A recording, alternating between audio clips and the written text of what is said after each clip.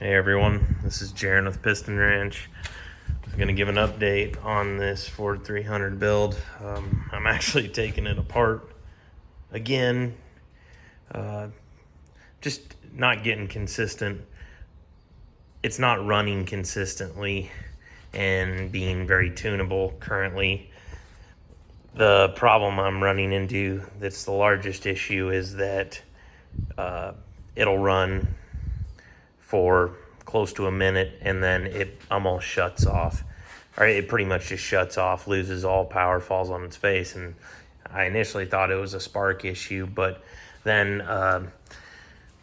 I just tried one time spraying a little carb clean into the throttle body, and when I did it, it pretty much burned all the hair off my face, which that's my own doing. I shouldn't have look down that way, but basically I got a fire going on in the intake, and I think the problem is these cylinder heads are normally on a V block pitched, and you got gravity helping with the fuel going into the cylinder heads. On top of that, the injectors have a lot more angle usually than this. They're pretty much shooting in, and I think they're pooling fuel at the bottom of the runner. So what am I going to do to fix that? I can either, I got to cut the intake up either way, but I can either cut kind of a V out of the runner, put the injector bung on the backside and spray it into the cylinder head.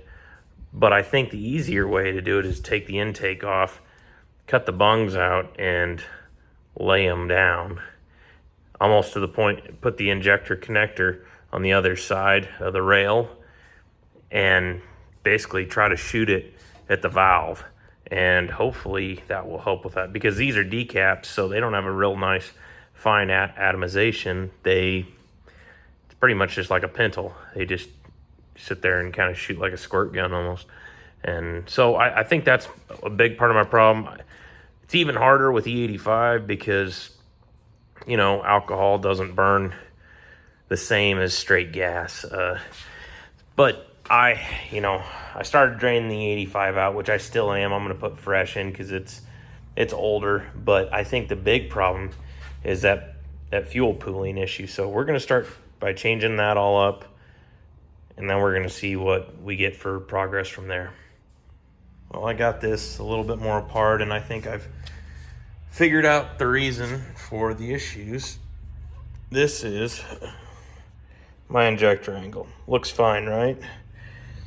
Basically is going to hit bottom of the runner right at the flange.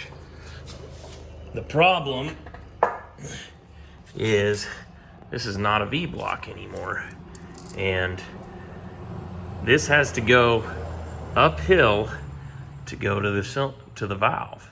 And if the head isn't tilted, gravity is going to just bring the gas back, and especially when the injector isn't even dumping into the body. So I think what I need to do is I think that pretty much the intake, instead of being on like that, it needs to be on like that. So the fuel pretty much runs in. I could put the injectors even on the bottom of the runner, but we'll see. Tried to make a little progress tonight. Kind of decided that it makes the most sense to pretty much tear the motor down, take off pretty much the intake, the exhaust, turbocharger, oil lines, air lines, all that. And basically I wanted to tilt the motor so that literally you could put a drop of fuel here and it just runs right into the intake, so that there's never a fuel pool issue. If you got something going on with an injector, it's always putting fuel in the motor. Still think I might have an atomization issue with the injectors I have, but we pulled it all apart. Transmission's still in the car. I took the bolts out of the where the transmission mounts to the bell housing, and tilted it. I'm gonna remount the or remark the holes in the bell housing, pull the motor out a little bit, pull the transmission, pull the bell housing, drill the bell housing, weld nuts on the back side of the bell housing, put the bell housing back on the motor, put it back in the car, put the transmission in the car, and then make the mounts fit again, and then we'll redo the intake. I think I need to either cut the injector bosses out and tip them like this, or I tip the intake up, cut it so it can be up, and put the injectors in the bottom, which honestly is the direction I think I should go, because then you're shooting basically right at the valve stems, or right at the head of the valve, and I think it's going to get the fuel in the motor a lot better. So that's where we're at. Well, here's the madness that I have going on. Engine and trans are pulled out. Engine and trans were actually separated as well. I ended up pulling the radiator pack so that when I go back together, the engine and trans can go back together as a unit. I don't have to fight lining them up in the car. I can basically put the trans mount on and then build engine mounts off of that to center it up. So hopefully it's in a one-shot kind of thing. But I did re-drill the bell housing. It's hard to tell. The engine is pretty well sitting square. You can see the transmission is pitched. We're 15 degrees offset, so the engine is gonna basically lay at an angle, and that seems to be enough to where if I put a drop of fuel or any kind of liquid here, it runs right to the valve. So should get rid of the puddling of fuel in the intake, which is going to be a big deal, and I need to clean this surface up. Once I get done making the intake, I'm going to have it resurfaced so that the O-rings actually seal up without silicone. I think I got a little warpage when I welded everything together, and then the turbocharger is going to sit up here. So I need to, with the turbo up here, the drain is going to go right through the valve cover, and I'll end up plugging the drain line down here. So, because otherwise the line will be under oil, I think, with it on an angle, and I'm going to get a smoke issue. So where it backs up in the turbocharger. So I think this is better. There's really no rules with this car, so the turbo can be up high. It's really not even going to block vision. So I will end up doing some frame work before it goes back together.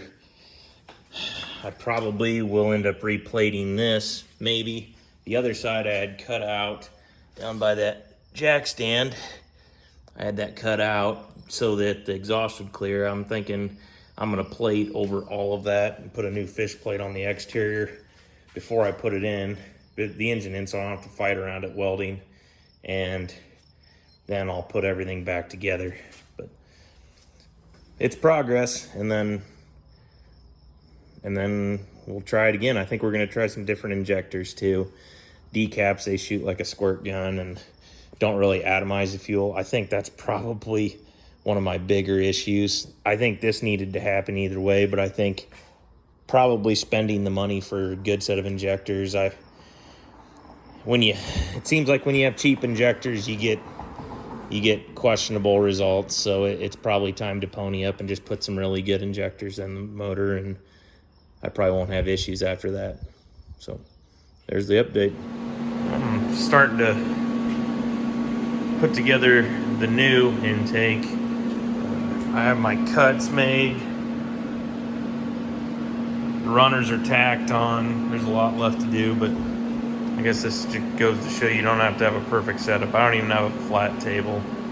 I'll end up bolting a piece of square tube or 1-inch flat stock underneath it to keep everything square when I weld the top part on. But yeah, just doing what I can here.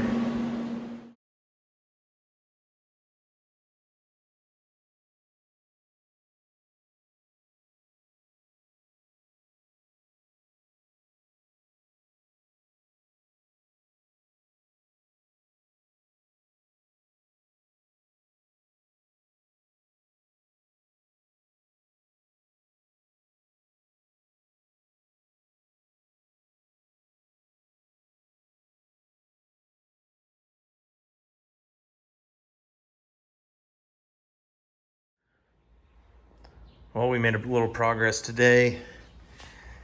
Ran out of TIG rod, or 4043 rods, so I'm not able to finish welding what I need to weld. The intake is pretty much welded with the exception of I need to finish wrapping the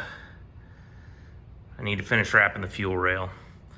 I used 1-inch square aluminum stock, and I have 2 holes. The reasoning being that the rail will be completely adjustable. So this rail,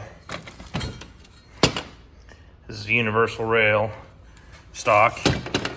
Basically, these are going to be tapped to 1/4 inch, and I'm going to put a piece of all thread through it, and I'll be able to put a nut on each side of the square stock, and it'll allow me adjustability depending on the injector I'm using in the intake. So that's the reasoning for that. This is way easier to work with than welding in individual injector rails. It's cheaper, not that hard to make, but kind of get the idea. Throttle body will mount right here, angled down. It's just got a weird look to it, but I think fuel control will be much better now that we've done all this. Welds aren't pretty. I'm not a professional aluminum welder. I learn something each time I pick up the torch, but it's been a fun project, and I look forward to hearing it run.